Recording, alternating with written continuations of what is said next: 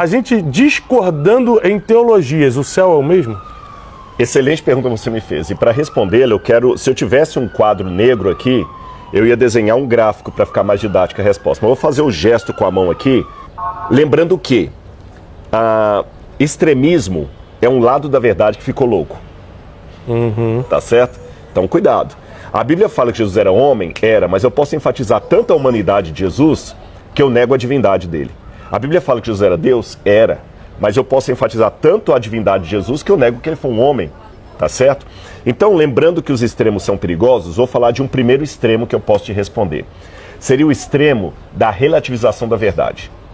Eu posso abrir tanto essa questão de não importam as opiniões, todos os caminhos levam a Deus, que eu posso abranger isso até para religiões não cristãs.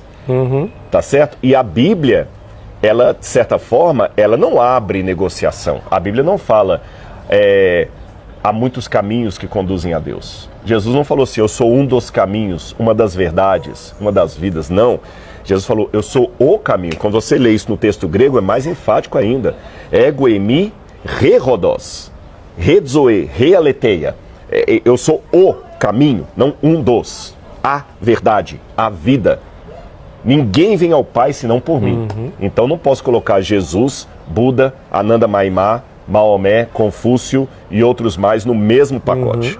Tá certo? Então é muito perigoso essa relativização da verdade. Então eu não posso assumir aqui uma espécie de relativização da verdade. Senão eu vou cair numa situação muito complicada. Então, falando em termos de ortodoxia, Jesus encontrou um sujeito que era o extremo oposto do que Jesus acreditava como judeu.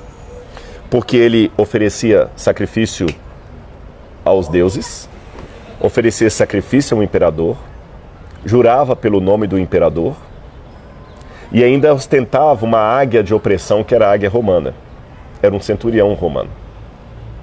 E quando ele falou, Senhor, meu servo está precisando de uma ajuda lá, não precisa ir lá em casa não, nem sou digno que o Senhor entre em minha morada. Só o fato dele fazer isso significa que ele não era convertido ao judaísmo.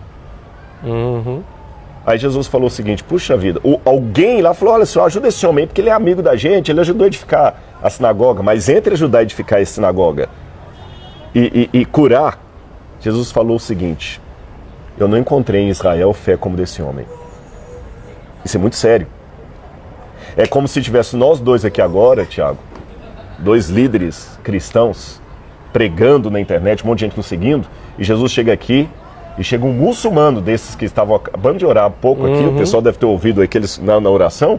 Jesus falou o seguinte, tá bom, Tiago, parabéns, Rodrigo, mas olha, que fé desse muçulmano, hein? Imagina Jesus aqui agora, nós temos a oportunidade de fazer um podcast com Jesus. Jesus falou o seguinte, olha, eu não encontrei nem nessa sala aqui uma fé como desse muçulmano que está orando ali.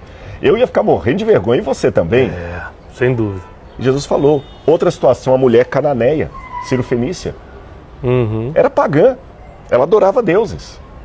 Então vocês notam que Jesus quebrou muitas vezes a perna dos ortodoxos demais quando ele elogia a fé de um pagão. E ele fala, eu tenho ovelhas que não são desse aprisco, a mim convém conduzi-las, mas um dia haverá um só rebanho, um só pastor. Jesus não relativizou a verdade. Ele falou, eu sou o caminho, a verdade e a vida. Mas tem alguns que estão me conhecendo, mas talvez eles estão me conhecendo por um outro nome. Talvez eles ainda não estão me reconhecendo como Jesus por culpa de vocês. Quem dizem os homens que eu sou? Uns falam que sou João Batista, outros falam que sou um profeta. Tá, e vocês? Quem vocês estão falando para eles que eu sou? Tá certo?